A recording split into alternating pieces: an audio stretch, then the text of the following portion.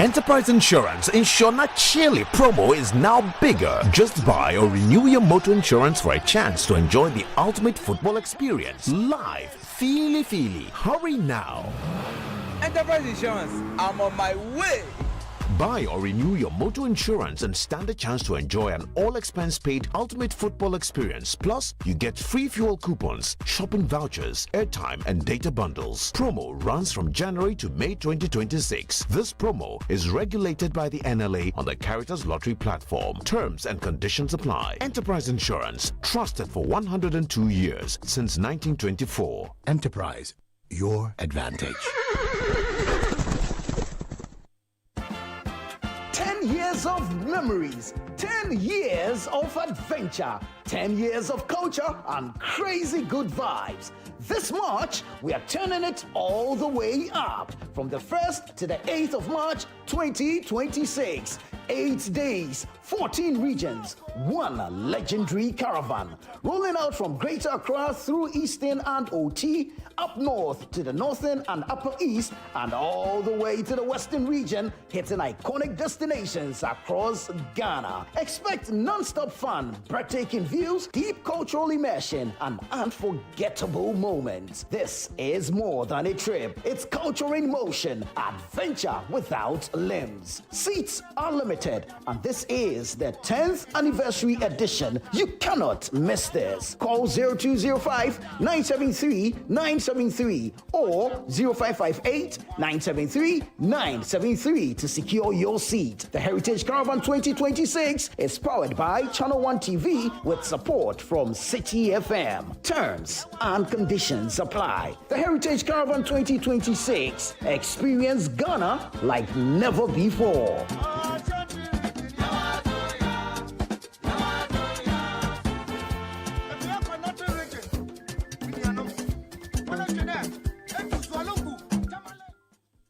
Hey, is it my TV or my eyes? Why? If you say everything clear past my future.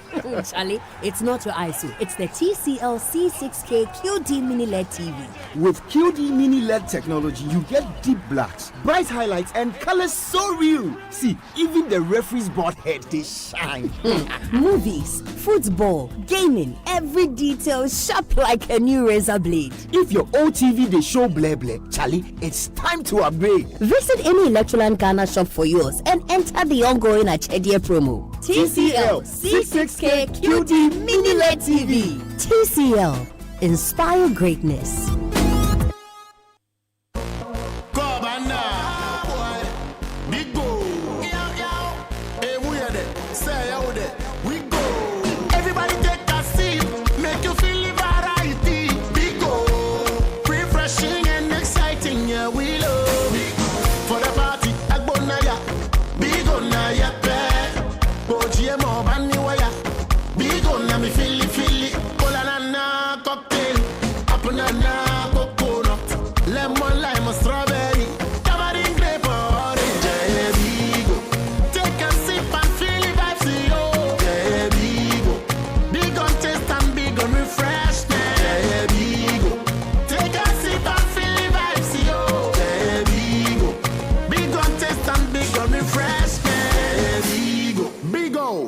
Taste, refresh your vibes.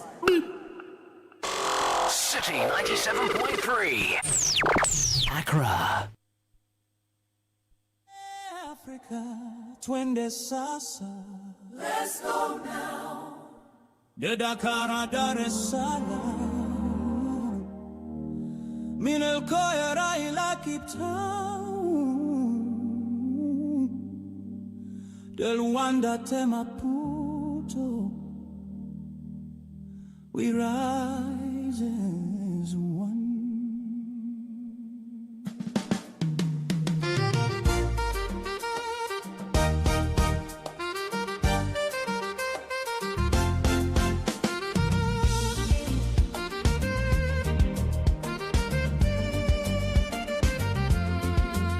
From the pharaohs of Egypt to the super eagles flight, the Atlas lions roar with might. The elephants of Cote d'Ivoire charge ahead. Teranga lions never dread. The black stars shine in Ghana's sky. Bafana dance, spirits high. The sable antelopes leap with grace, and the desert foxes set the pace. One Africa, one goal. Feel the passion in your soul. From the mountains to the shore, we play for pride, we roar as one. Moj Africa, Mojando, More Africa, one dream. Uma Africa, umenti so. More Africa, one mind, sing. Moj Africa, one jando, Uma Africa, one mind, sing so.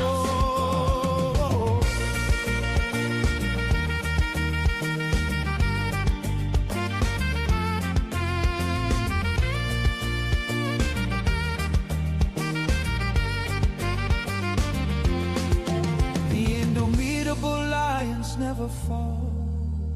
The warriors of Zimbabwe stand tall. The flames of Malawi burn bright, and the leopards of Congo fight the fight. The stallions of Burkina gallop free. The panthers of Gabon.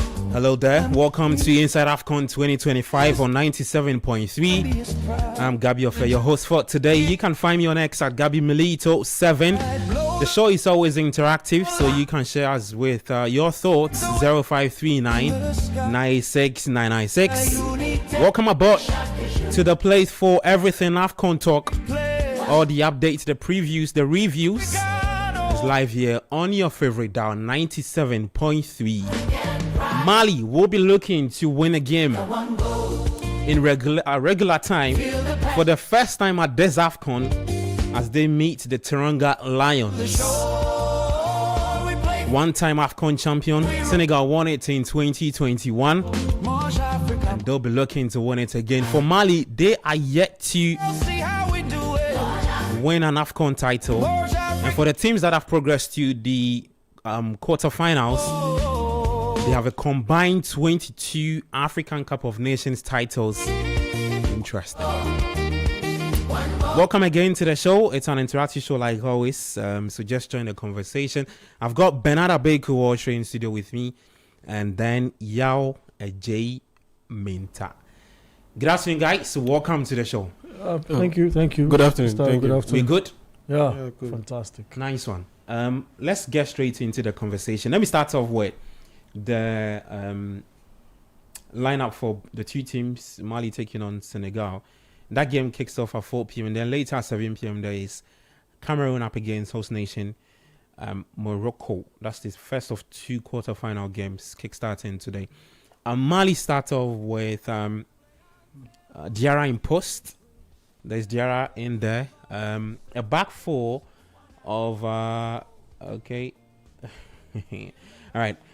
Yus Bissouma is also in there. Kamara is starting. Koulibaly, Diaby. There is Dieng, Gassama, Amadou Haidara, Sangari, Lassine Sinayoko, and Abiba Traore leading the attack for the Malians, who are looking to go past the Senegalese. For Senegal, Edouard Mendy starting for them today. There is Diallo, who is also in the Diarra, Diatta, Mahmoud Diouf, Idrissa Gana Gueye, Papi Gueye, Kalidou Koulibaly, who is the skipper for the Teranga Lions. Sadio Mane is also in there, and then Elimane Ndiaye, and then Niakate, he plays for Olympique Lyon in the French Ligue 1. Just like I said in my intro, Mali are yet to win a game in regular time, and so all of the games that they've played en route from the group stage to where they are now, it's either ended in a goalless draw, a 1-0 draw, and then the game travels to penalties, and then they are able to kick out their opponents. Let me start off with you, Yao J. Minta. Let's first start off with Senegal. You look at the lineup. What are your thoughts about that? You think it's enough to go past this Malian side that you really don't know what side will show up today? Yes, it's more than enough. I mean, pound for pound, Senegal have the strongest squad in the 2025 AFCON in terms of player quality. You look at the experience that they have. With the likes of Sadio Mane, with the likes of Kalidou Koulibaly, Edouard Mendy, and the fact that even their youngsters, they are not too green. They are youngsters who have a solid level of experience. Yeah. Even in this tournament, the AFCON, you look at the likes of Lamine Camara, Papisa. They are young players, but they are not, like I said, they are not players who are more or less novices. They are players who have a solid run of games and appearances and experience for Senegal and for this competition. And so, yeah, I mean, it cannot get any better than this. I mean, no matter the squad Papi Thiaw puts on the pitch, you know that they will be a quality group regardless of the changes that he makes, regardless of the tactical tweaks that he makes, regardless of the tactical matchups that will force his hand to make certain calls on certain personnel selection. The squad that he will bring out, it will be a quality squad because they are just too good. They have way too many good players, and so I'm not surprised with the way the team are set up. Ideally I would have loved to see Sadio Mane play through the middle. Okay. I would have loved to see Sadio Mane play through the middle as he did in one of their games in the group stages. Yeah. I think he functions. I think it was the 1-0 draw. Yeah, against Cameroon. Yeah. I think he functions best. Playing that role at this stage in his career. He's still very mobile. He's still very active. His work rate is very high. It's excellent. But at this point in time, he looking at his experience, looking at the fact that he's played in different schemes under Jurgen Klopp. He's moved to Bayern Munich. Yeah. He's now playing at Al Nassr. And he's played under different coaches at Al Nassr. So his body has gone through all these phases. Yes, these phases. And you look at with Senegal, played for a couple of coaches before ending up with Papi Thiaw. And so I think that and the fact that, yes, he's not as fast as he was. And that now, when you get to that stage, the game sort of slows down for you because you are mature enough to be able to break down defenses. You are mature enough to be able to interpret the tactical input of your coaches. Yep. So in that sense, your best shot or your best way of getting goals would be to play such a guy through the middle behind the striker, because you know that he is the one who will be able to make the perfect read and deliver the right pass. And so that's the only bit of concern I have with this selection. I would have loved to see Sadio Mane play through the middle, but aside that, I'm okay with it. And with the lineup. like I've already made my prediction in the previous episodes of this program that today's games, I think they are pretty much straightforward. Is the games that we'll have tomorrow that are a bit tricky to call. But for today's games, Morocco, Cameroon, Senegal, Mali, I think they are pretty straightforward. And I'm leaning towards Senegal beating Mali. Okay. Bernard, let's talk about the player Yao speaks about. That's Sadio Mane. He has a goal or assist in 10 of his last 12 AFCON appearances, right? If you're Papi Thiaw and you're looking at him, through the phases he's gone through, Liverpool, Bayern Munich, Al Nassr, and all of that, he's one of the experienced heads in the Senegalese team, and you want to use him very well, wisely, to get the best out of him. What would be the pep talk to him, especially in terms of managing the individual players in that team? No, there's another experienced chap he plays with up front. Yeah. And, Iliman Ndiaye adds to that bit. But first off, Diallo is also 30 years old. He has played, for a minute or so, been at Brest, been at Metz, played for Strasbourg, and he's been in the mix for a minute, and he's played competitively as well. So for me, I feel it's a mixture of spreading the strength across in the front lines, while the introduction of Iliman Ndiaye, also who plays for Everton, which is also a highly competitive league, also in the mixture. I have a feel that even for the Premier League, your experience also comes to bear. So to have Sadio Mane share his strength across, it resembles something similar at club level for Sadio Mane, where he plays with Cristiano Ronaldo at Nasser, where the strength is equally spread across because they are experienced players, I won't say age affected, but of course, experienced players out there. So you need to tap into each other's strength to make sure you get in the goals. Look, I feel Senegal are going to come strong. I predicted Senegal to do a little of Mali, but I know the experience of Sadio Mane is going to come to play where all attention is going to be on him and Iliman Ndiaye, and Diallo going to get the opportunity to steal one, or he's going to depend then on Gay to be moving centrally from midfield and fetching the goals, just like in the other game, where he's going to come through the middle as a false number 10 and try and create something, or allow the other Gay. We have Idris Sagana Gay, and there's Papi Gay. Yeah. So both of the Gays, will be trying to look for that spots are behind the strikers to move the ball inside the penalty area and try and do the scoring from there, sort of planting the ball at a target and not a shot to obstruct the game. But that being said, don't write the Malians off. You recall the gentleman Djigui Diarra? Yeah.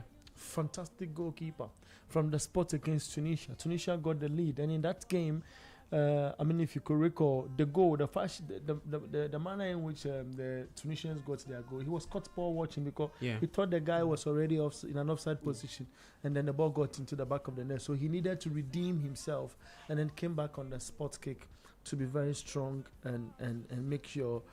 For a keeper of the caliber of winning the Confederations Cup, it gives you that edge to come into a competition like this and be strong and prove your mettle. Right in front of him is also a mixture of experience as well. For the four defenders in Traore, Diaby, Kamara, and Gassama right in front of him to shield him off in a 4-3-3 formation. Recall, they've also got Premier League materials in their foot. There's Bissouma. Is he the electric guy? Yeah. Is he? Yeah. No, not electric as in being electric in terms of play, but I know what you're talking about. Fantastic. So the electric guys will always be electric in the middle. and there's y'all's player, Sangari, also in the Mamadou Sangari who plays for Lons nowadays. Also in the setup as well. So I feel we are up for an exciting game, mixture of experience and a little bit of tactical intelligence will win you the game. I know it's Tom Saintfiet up against Papitao, but look, Tom Saintfiet, I feel, was lucky the last time when they met Tunisia. I didn't really see the organization of the game proper. It left spaces in between, in behind them for people to run. But today the test is going to come. The stronger part of me says Senegal is going to go through, but Mali are going to really get the game stretchy. Yeah, the quarterfinals of this competition is going to be highly contested, and now I don't want to go into things like head-to-head and whatever. I want to go into percentiles. I want to go into what the bookers are saying, and how the ratings are. So who wins this particular game, and in terms of percentiles and what have you, and there's an 18% chance for Mali to win, and a 57% chance for Senegal to win. Where the bone of contention is with a 25% which sits in the draw, which can happen in regular 90 minutes and move the game to extra time. So is Mali taking on Senegal? Kickoff is at 4 p.m. Then later at 7 p.m. there's another big game for you. That's Cameroon taking on the host nation, Morocco, in that fixture over there. It's inside AFCON 2025. on 97.3. I'm Gabriel Faye. In studio with Yahweh Jaminta and also Bernard Abeku Otre. Mali are the underdogs, at the tournament. And just like I put it in my intro, they are just the only team in the the 8 teams that have progressed to the quarters. They are just the only one that are yet to win the AFCON. So they've got a strong mentality, right? They've got a strong mentality. They got a game stretch against another African country, and it's material like we paint. And it's the most intriguing part of it is that Senegal is gotten 2-in-1 of the strengths that Mali possesses. As in, Mali possesses the strength bit with mental thing being key, the strong mentality thing being key. But for Senegal, they've got a little bit of flair also in their play together with strength, and that's what's going to make this whole fixture super interesting, because one side have the power a little over the other, but one is resilient, one is stronger, one is the guy who says, look, I'm not winning, I'm not losing this fixture, I'll take it to the extreme, and it makes it super difficult. We're about to have something beautiful on our screens just at 4. Okay. Let's talk about Lassine Sinayoko. The leading talisman for the Malians. He scored in all 3 of Mali's goals at the tournament, though. Yeah. Even though they are yet to win in regular time. You look at their starting 11, and just like I said, you actually don't know what Mali team will show up today. Yes, he is their goal outlet, their offensive outlet, but compared to what we've seen from Mali in previous AFCONs and in previous years, he's one that is thriving in this Malian team, because at the end of the day, the options in that department are quite shallow and quite limited. They don't have enough forwards, but they do have quite a very good handful of midfielders. And that's the reason why he's consistently being relied on to be the one to get the goals. If he doesn't get the goals, looking at how they play, it's very difficult for them to be able to even get on the score sheets. Even when he scores, they don't score too many. And so they are in a very difficult position or they are quite challenged or limited when it comes to scoring goals or offensive play. And that's the reason why they constantly lean on their defense, and they being able to stay compact and organized at the back to be able to frustrate teams and just do enough on the offensive side to be able to record a draw or record a win, and that will be enough for them to be able to progress in the tournament. And we've seen that throughout this tournament. They haven't won a game, but some way, somehow, they are in the quarterfinals, because at the end of the day, they've played within the rules of the competition. Just get enough points to ensure that you qualify as one of the best third-place teams in your group or across the groups.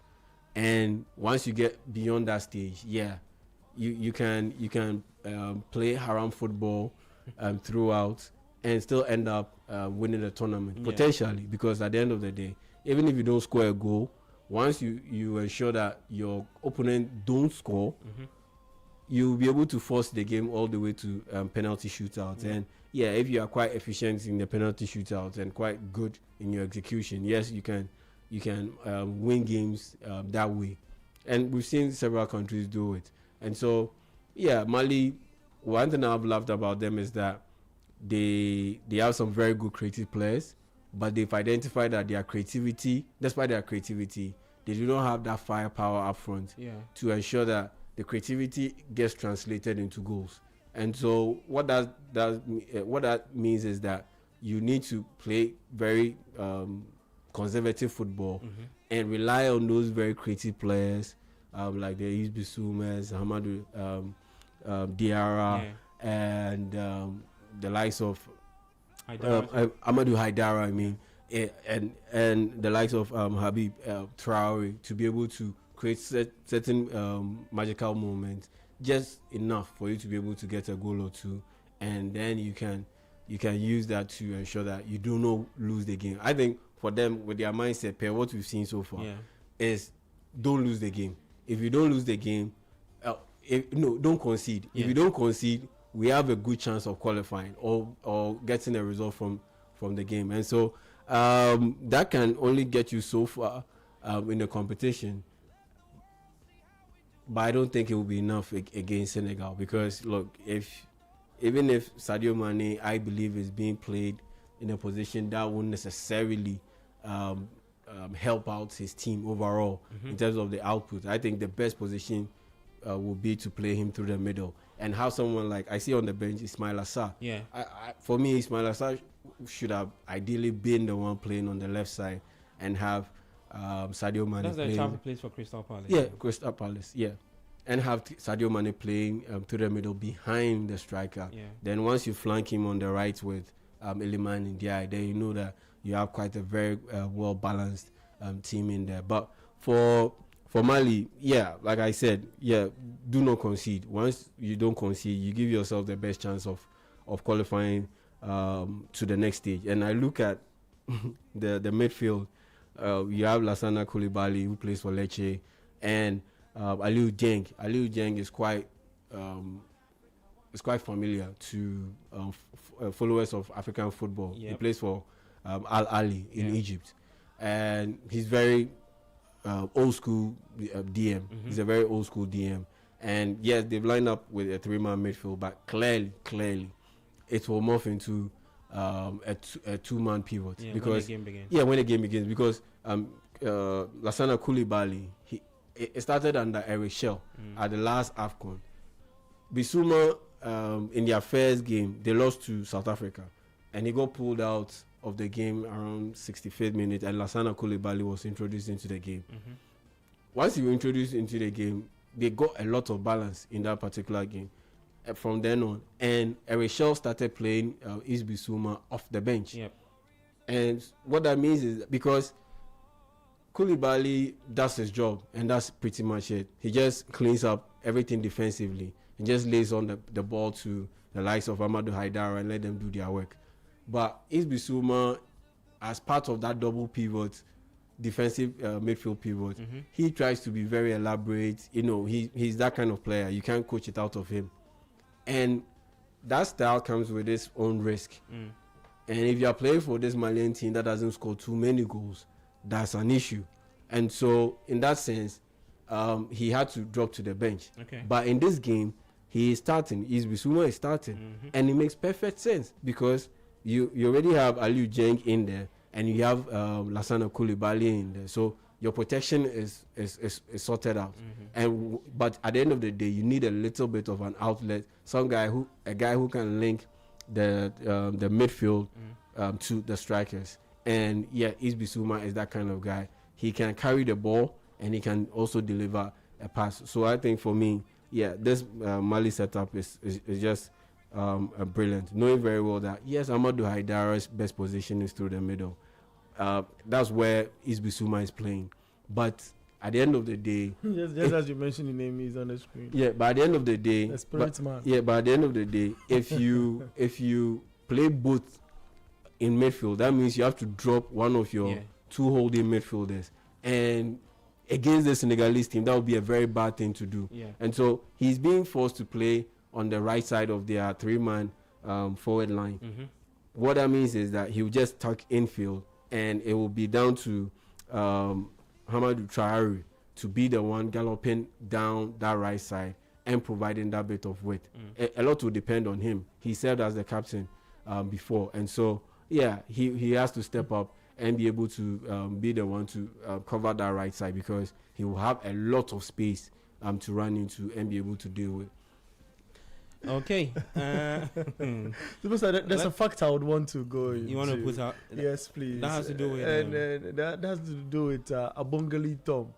He's the officiating official. I hope I got the name right. Yeah. Did I get the name right? Yeah, you got it right. Great. Abongile. I should sexy it more later. It's Abongile. Just mentioning that. Okay, Abongile, right? How did you say? Where is he from? South He's South African. He's a police officer, Absolutely. Former police officer Yeah. who is now the referee. Yeah. Speaking of officiating, right? I saw in news. I don't know whether it's true from Morocco that after the round of 16 games, the officials, I mean the referees and everybody, they had a meeting, and some concerns were raised about the level of officiating from the group stage in the round of 16. What was their thought on it?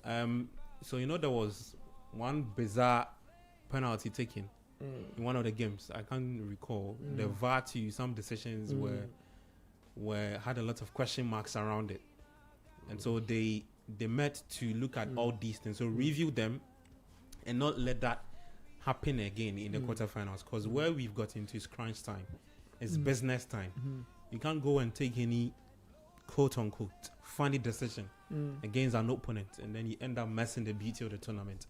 So I saw that. So when you mentioned Abongile's name, that's when it triggered that. And it's a brewing controversy, and it just highlights another level of influence that CAF is under, because after making that decision to host the AFCON every 4 years instead of 2 years, which attracted a lot of bashing, because it was clear that CAF's decision was being influenced by FIFA. Yeah.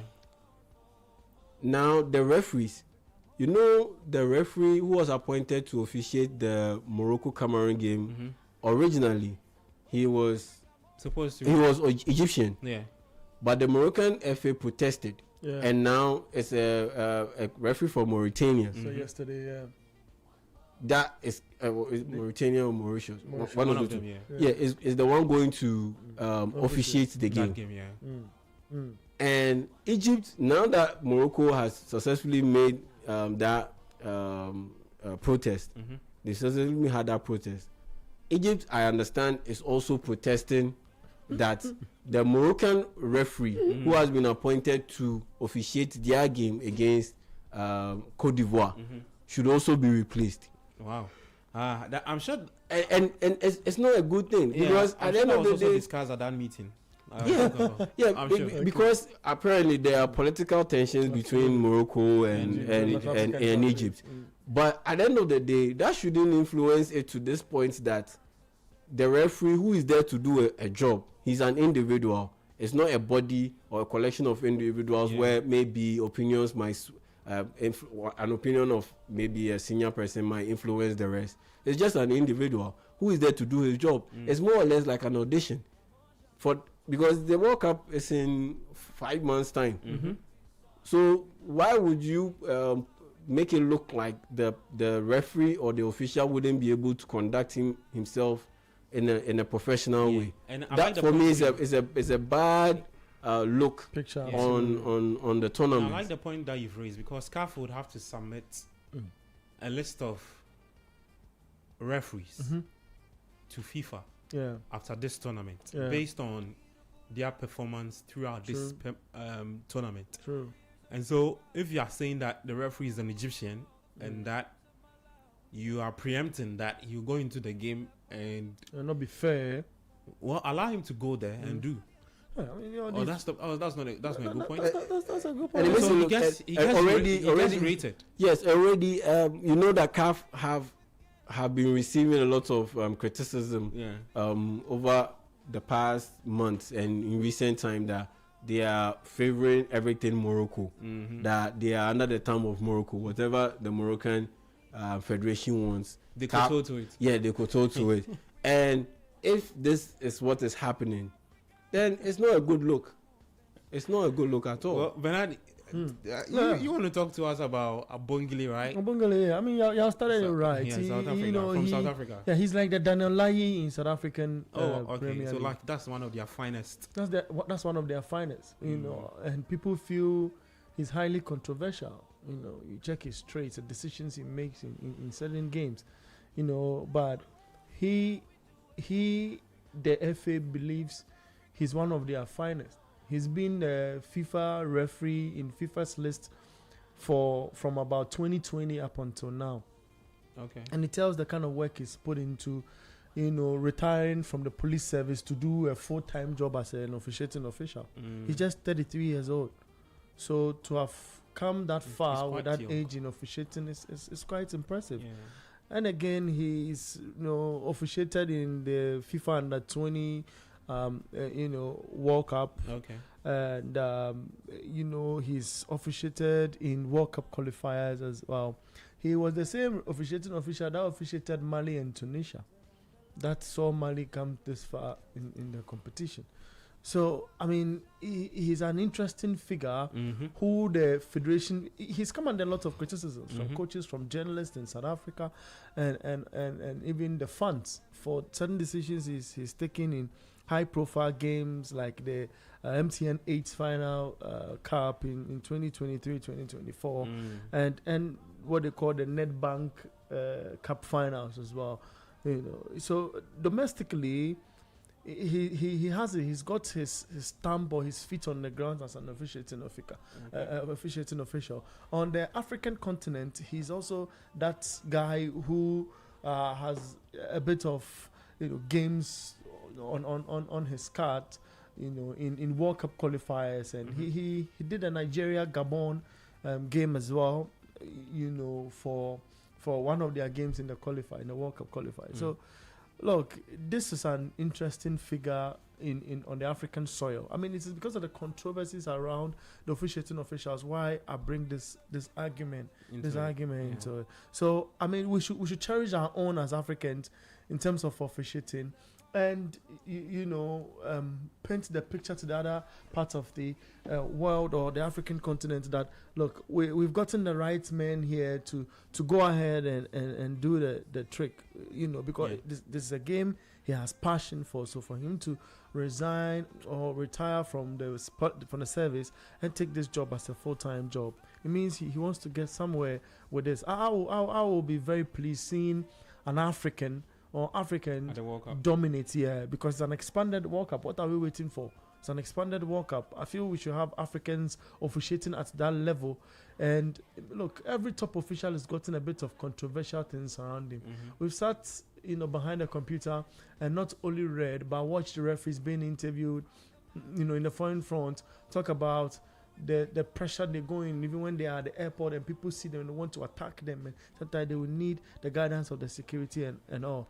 Controversies and officiating goes, hand in hand. So for me, I think we should stop this as Africans, tagging referees, especially who have come this far in the game, and try and push them to the World Cup. Okay. Well, that game kicks off at 4 p.m., 20 minutes to go. Senegal ranked 19. The latest FIFA ranking. And then Mali, they are ranked 53rd. And the latest FIFA rankings as well. That game will be played in Tanger at the Grand Stade de Tanger in Morocco. So kickoff is in less than 20 minutes. Mali taking on Senegal. Guys, let's dedicate the last 90 minutes to the second game involving Morocco and Cameroon. Just a quick backstory, right? Or story around this. The last time Morocco hosted the tournament in 1988, they met Cameroon, right? They met this same Cameroon in the semi-final stage. Guess the scoreline. It was Cameroon 1, Morocco 0. So what it meant was that Cameroon kicked out the host nation in 1988. They kicked Morocco out of the tournament in the semi-finals. Morocco had to settle for a third place playoff with Algeria, and then Algeria beat them, and then Morocco finished fourth at the tournament. Now the question I'm throwing to the guys is that, will history repeat itself? Morocco, can they get a revenge against the indomitable Lions, or the Lions will do it again against the Atlas Lions? Is the indomitable Lions against the Atlas Lions? Which lion will prove greater? One lion will fall today. Okay. Because it's going to be a crazy fight, isn't it? But that history is really interesting when I found out that 1988. So, I mean, it's a similar situation. The only difference with this, right, is that this time around, they've rather met at the quarterfinal stage. The 1988 one, they met at the semi-finals. Okay. And then Cameroon beat Morocco 1-0. Oh, yeah. It's the same thing that we are going to get with the Nigeria. The 2019 they met at the semi-final stage, and Riyad Mahrez scored that wonderful goal. And it got Algeria to qualify to the final, and they ended up winning it. I think Nigeria got their goal, Igalo. Yeah, and this year in this competition, Nigeria and Algeria are facing off in the quarterfinal, not the semi-final. So the quarterfinal. Interesting storylines around the last 8. Now, let me start off with you, Bernard. Let me give that to you. I said that I was hoping that Morocco don't crumble at the AFCON because one, the pressure will get to them. They're the host nation. They would want to play for their fans, and in as much as you would do so, it ends on a negative when you get kicked out. But so far, I think they've managed to navigate their way through. This is arguably one of the biggest tests they are yet to face. What should we expect from Cameroon, and what do you think Morocco can do to go past this and not allow history to repeat itself? Look, given a fourth finish at the World Cup, just over, I think about 3 years ago, the World Cup. 2022. 2022, So 4 years, 2026, 4 years ago. Look, I think they've given less than a stellar performance in this competition in Morocco, because of the stars they have, because of how dominant they were in the other campaign at the world stage. And they've gotten a good coach who've been with the squad for a minute. And David Pago has gotten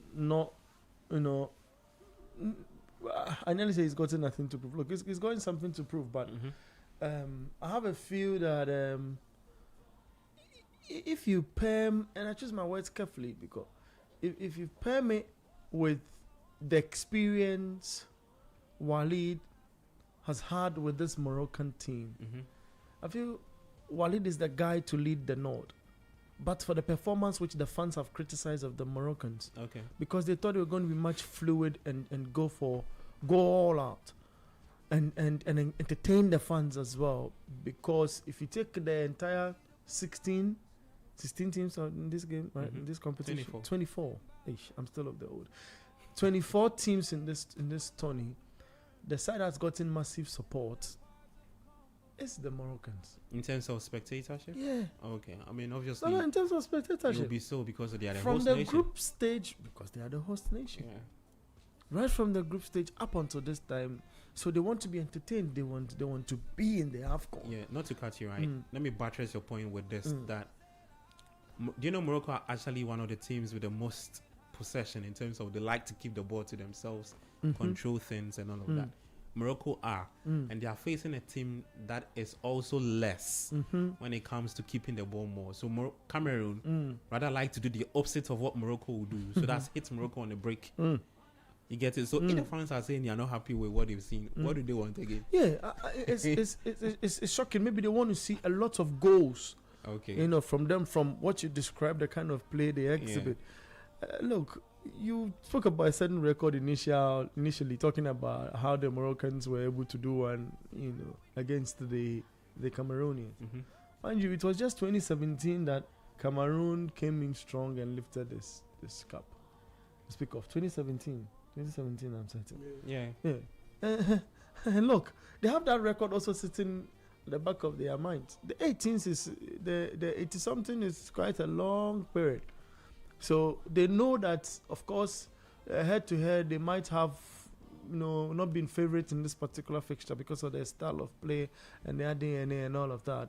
But you come into a game of this magnitude, you'd always have to be strong, a little stubborn, believe in your philosophy, and know that they have the number 12 in their favor. This time, not the officiating official, but in the fans who will be screaming, who will be putting laser.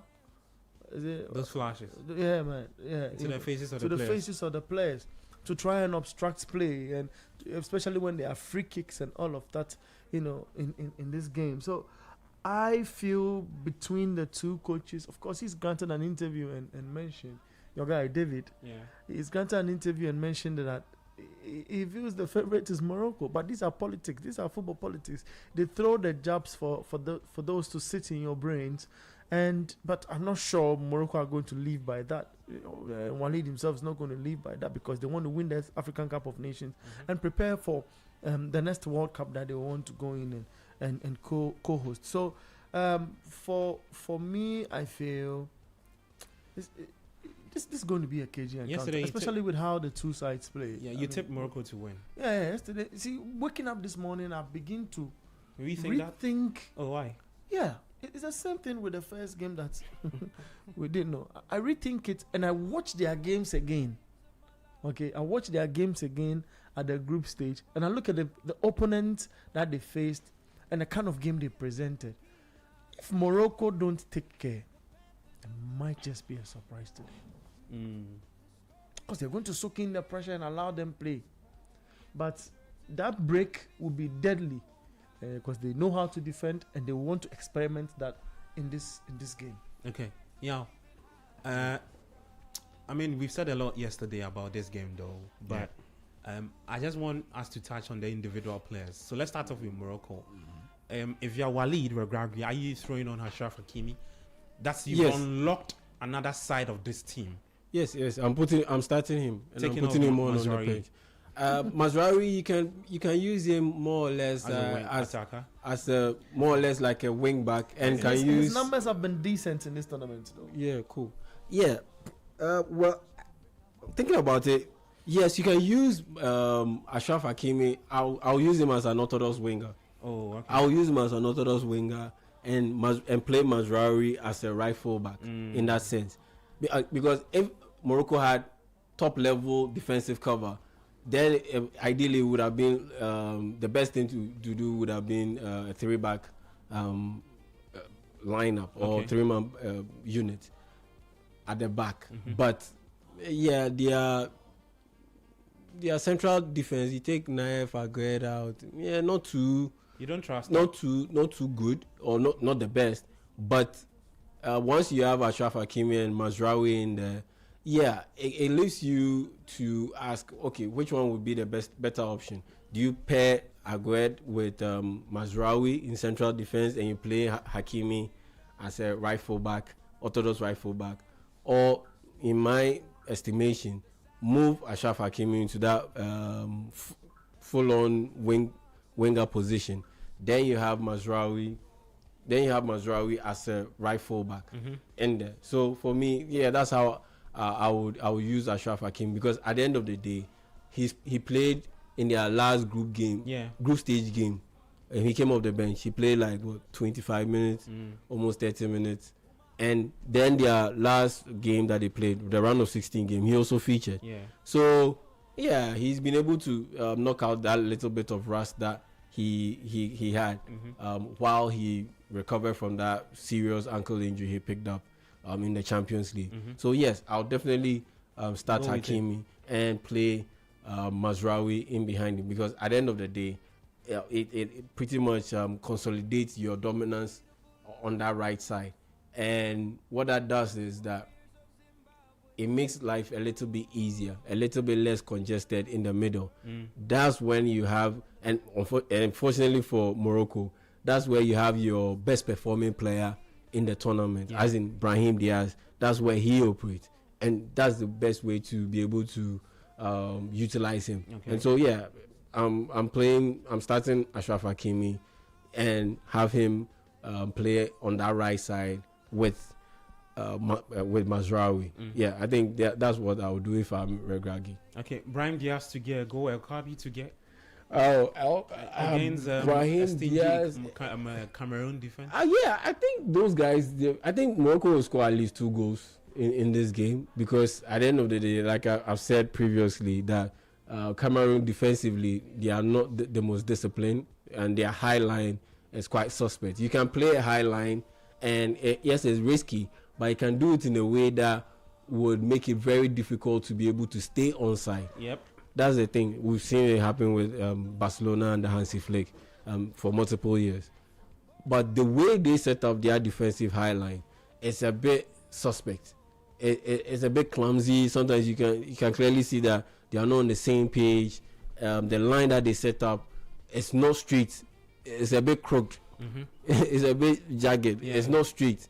And in that sense, you can have a disciplined forward line that is fast enough and quick enough and have good passes of the ball, like Brahim Diaz and Ashraf Hakimi, that can easily break and get beyond that high line while staying onside. And so I look at those issues, and that's why I believe that Morocco, they definitely can score at least 2 goals and end up beating Cameroon. In that sense, it looks like very likely Brahim Diaz will get a goal. Guys, I definitely see him getting a goal in this game. Okay, guys, Bernard, let me give this to you. What's happening to Brian Mbeumo at the tournament? He's yet to score, though. Oh. It's the other players that a lot of people did not speak about that have contributed to or have delivered the goodest for the indomitable Lions. The other side of the conversation too is that a lot of the United fans are praying that Cameroon gets kicked out and then they get their player back. Actually, it's a United fan. What's happening to him? I think you see that's the thing. So I think the only thing I recall him doing was he was involved in a pre-assist. Yeah, but that's the thing. You need to watch the games. That's why I always say you need to watch the games. Because he hasn't scored. So it goes. He hasn't scored. He hasn't scored. But if you watch the Cameroon games, the games that Cameroon have played so far in the tournament, 4 games in the lead up to tomorrow's game. Watch all the games that they've played. Mbeumo has been key and has been central to everything that they've done. Okay. Either from a midfield defensive standpoint to the attacking standpoint, he's been impressive. He's been just brilliant. Yeah. But unfortunately, I think naturally he's a hard worker. Yeah, he's a hard worker. Unfortunately, he's not on the same page with a lot of the players on the Cameroonian team. So he makes a run where it is clear that he's bearing down on goal. Okay. Give him the pass. Oh, so he's not on the same wavelength. Yeah, he's not on the same wavelength with the rest of the players. Yeah, no. Well, it's clear. clear. To do with what? His quality is way above. It looks like it. And it's just that, it looks like it, honestly. Because if you watch the game, he makes runs, and his teammates can't anticipate he making those runs, and they can't pick him out. And in situations where they're able to read the situation and read his movement, the execution on the pass is just not good enough. Either they underhit the pass and allow a defender to come and make an interception, or they overhit the pass and it goes out of play. Oh, okay. It's happened several times. It happened on several in several instances. And so for me, it's not about the goals. Yeah, he's a striker. He needs to score goals. Yeah. That's his role. That's his job. But you watch the games and you look at what he does for the team. It's just brilliant. It's just brilliant. It's just a shame that when he picks up brilliant positions, strong positions on the field to be able to get a goal or 2, and then the passes just do not come. Yeah. Because the last game they played, they got goals from Kufani. Yeah, and Kufani. Yeah. Interesting. Bernard, you want to have a say about your man? I mean, it's just done a beautiful analysis on that. You agree that he's not the same? I agree. I mean, how come so a player... go back to United quick? Why are you laughing? United are struggling. Look, if you bring United matters... Is he aware that you sacked the coach? You saw Woman's husband today, right? I'm just frustrated. Manchester United has his own story and all of that. But look, football is just something different. I feel like I'll say, I mean, he's in fine form at club level. So if he comes to the national team level and he's not pulling his, no, I wouldn't say pulling his, he's not able to. We are not seeing the numbers. The numbers good. No.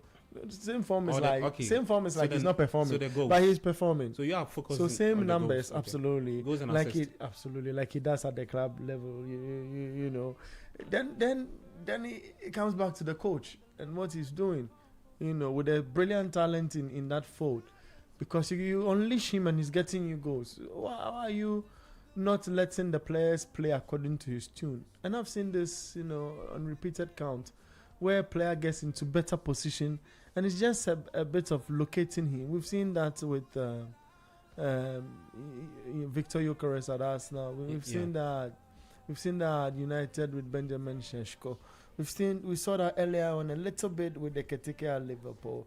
The examples are numerous, and even at the local level with club football and all of that, those things also, it shows. And Williams played for the Black Stars, and sometimes you see he's in a clear position to be fed, and then the players decide to turn and do other things. So if they get out and he comes back to the club, hallelujah.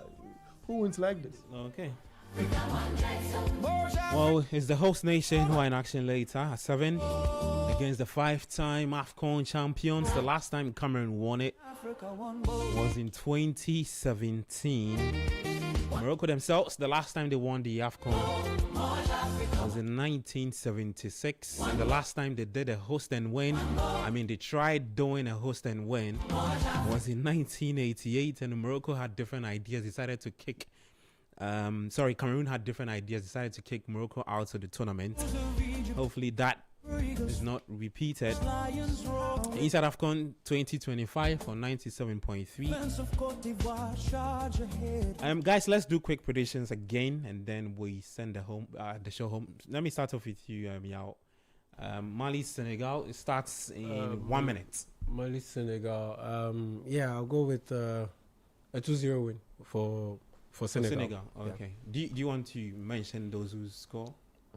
Oh, you think that's no? That's I think that's too much of a stretch. It's a bit hard to call. Okay. Yeah, that's true though with the Senegalese, because they got their last goals from Papi Gay.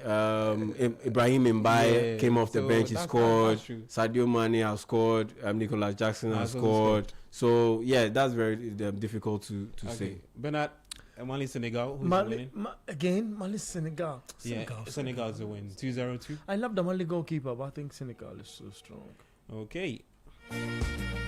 Thank you, guys. Yao Minta, Bernard Abeku. Thank you so much for listening to us on Inside AFCON 2025 on 97.3.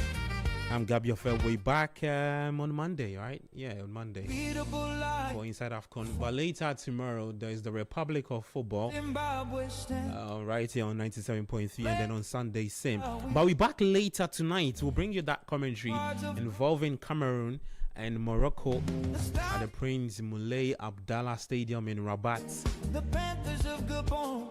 I'm Gabi Affair. Enjoy the rest of our programs on 97.3. Do take care. And bye-bye. Well, Eko Kumsen would take care of himself and bye-bye. Take you through to 5. But we'll be back to talk with Eko Kumsen on Flash. Yeah. Just to run our listeners through. Okay, so we'll be back. 97.3, enjoy. One Africa, one goal. Feel the passion in your soul. From the mountains to the shore.